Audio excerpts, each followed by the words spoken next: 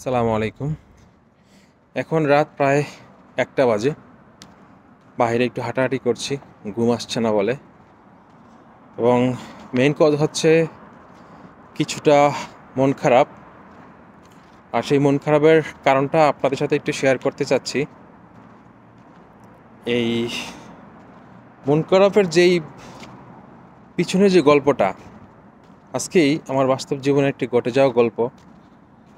গল্প বলতে ঘটনা। আপনারা হয়তোবা এই ঘটনা থেকে আপনাদের বাস্তব জীবনের কিছু সিদ্ধান্ত বা উপদেশ পাবেন হয়তোবা।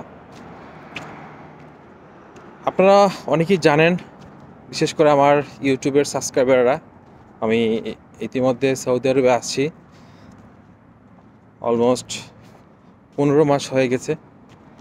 তো লাস্ট 15 মাসের আমার যে অভিজ্ঞতা, তার মধ্য থেকে এই 15 মাসের মধ্যে অনেক স্ট্রাগল করতে হয়েছে, অনেক এমব্রেজিং সিচুয়েশন ওভার করছি। খুব টেরিবল সিচুয়েশন ফার্স্টলি যখন আমি আসছিলাম, অনেক টেরিবল সিচুয়েশন আমি ফেস করছি। But right now everything is going to be fine. কিন্তু আমার যেই মোরালিটিটা হচ্ছে, এই 15 মাসে আমি আমার আশেপাশে অনেক দেশের মানুষকে পেয়েছি, বিশেষ করে বাংলাদেশ, পাকিস্তান, ইন্ডিয়া, নেপাল, শ্রীলঙ্কা, মাসরি, সো এটসেট্রা। তার মধ্যে থেকে আমার তেমন কোনো ভালো বন্ধু ছিল না।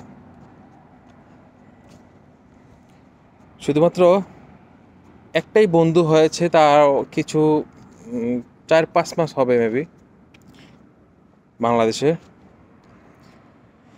ও হচ্ছে আমার খুব পাশের একটা কোম্পানিতে জব করে।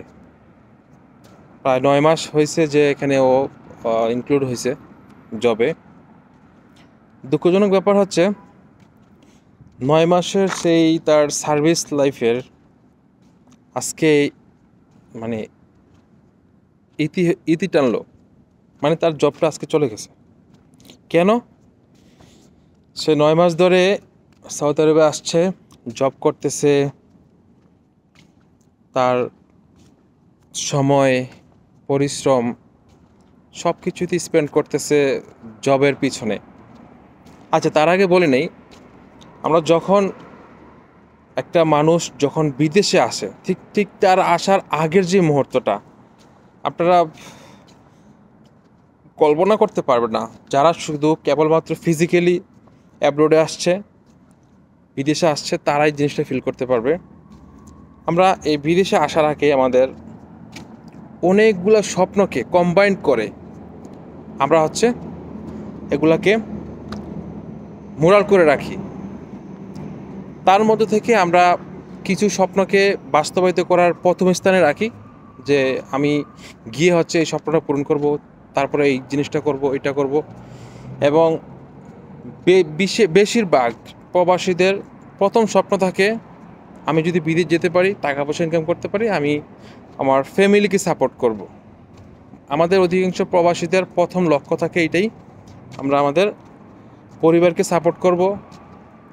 বিশ্বাস করেন, টু বি অনেস্ট, যারা প্রথমবার বিদেশে আসছে, ঠিক তাদের বাবা মা, স্ত্রী, সন্তান, পরিবার পরিজন সবাইকে ছেড়ে যে আসার মুহূর্তটা, ফার্স্ট টাইম, যখন এই ফার্স্ট টাইমের যে অনুভূতিটা, এটা আসলে পৃথিবীর কোনো অর্থ দিয়ে এটাকে এক্সপ্লেন করা সম্ভব না, এবং কোনো কিছুর সাথে এটা জাজ করা সম্ভব না।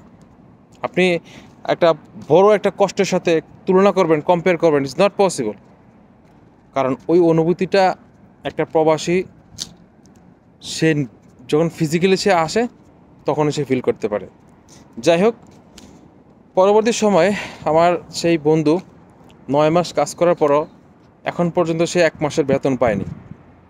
মানে তার কফিল, তার কোম্পানি এখন পর্যন্ত তাকে একটা টাকা বেতন দেয়নি। অথচ এর মাঝখানে একটা ঈদ চলে গেল।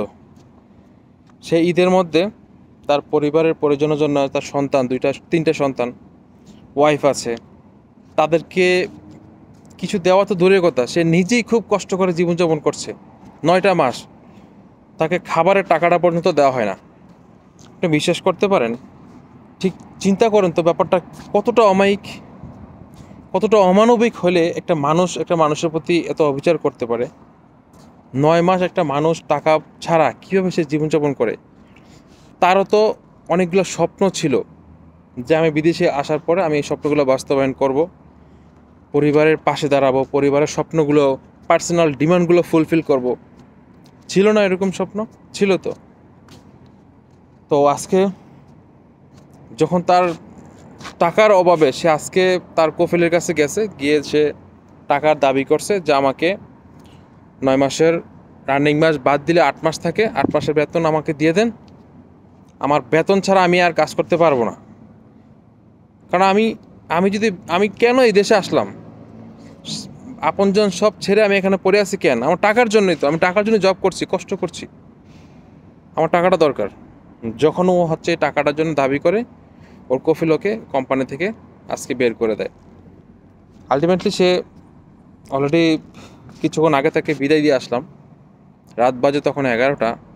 তাকে অনলি 1 ঘন্টা টাইম দিছে যে 1 ঘন্টার মধ্যে তুমি মাল সামানা নিয়ে বের হয়ে যাও আমার বাসা থেকে, যে যে রুম দিছিল রুম থেকে বের হয়ে যাও। তো আনফর্চুনেটলি কিছু করার নাই, যেহেতু এখানে ডিক্লারেশন হয়ে গেছে, সে বের হয়ে চলে গেল। কোথায় যাবে? আত্মীয় স্বজন যারা ছিল আশেপাশে সবাইকে কল দেওয়া হয়েছে। এখন আসলে বিদেশটা এমন একটা ব্যাপার, আপনি চাইলে কাউকে আপনার রুমে নিতে পারবেন না, আশ্রয় দিতে পারবেন না। বড় জোর আপনার 1 রাত কোনো একটা অ্যাক্সেস দেখে। কিন্তু পরে তার এক আত্মীয় বলল যে মাত্র 1 রাত্র, মানে আজকের রাত্রটা সে থাকতে পারবে। এই কন্ডিশনে সে আজকে ওনার বাসা চলে গেছে। ব্যাপারটা চিন্তা করতে পারেন। আমরা এজ এ মুসলিম হিসাবে আমরা মানুষের হক মেরে খাওয়াটা আমাদের কাছে যতটা সহজ মনে হয়, আমরা পরকালের যেই একটা লম্বা, মানে পরকালের যে একটা আনলিমিটেড একটা সময় আমাদের জন্য অপেক্ষা করতেছে, সেখানে আমাদের সকল কিছুর হিসাব দিতে হবে, সেরকম কোনো চিন্তা ভাবনা তাদের মধ্যে নাই। যদিও আমি সবাইকে খারাপ বলবো না, কিন্তু আমার এই বন্ধুর মতো আমি আসার পর অনেকগুলো ঘটনা শুনেছি, বাস্তবে আমি এটা সাক্ষী হয়ে গেলাম। জানি না আসলে এই পরিস্থিতিটা একটা 30-32 বছরের একটা পুরুষ মানুষ তার এরকম মানে খারাপ একটা মুহূর্তে সে কি পরিমাণ কান্না করছে।